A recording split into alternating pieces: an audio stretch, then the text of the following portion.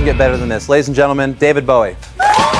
The first time I heard the Pixies would have been around 1988. I found it just about the most compelling music outside of Sonic Youth in the entire 80s, I think. Yeah, I love the Pixies. I don't know, they've always been one of my very favorite bands. I think the Pixies to me are one of those bands. I mean, I'd sort of group them with groups like, you know, if you think of like what sort of led sort of like some of the punk and new wave stuff in the 70s, like, you know, those bands that slightly preceded it, so like the Stooges or the MC5 or like the Velvet Underground, some bands that sort of preceded some of those underground music movements that didn't quite get all the attention. But the Pixies were one of the biggest influences on Nirvana and the Smashing Pumpkins and some other bands that were really big to the early 90s. So I think the Pixies would kind of played that same role for the early 90s scene that like a band like the Stooges played for punk music.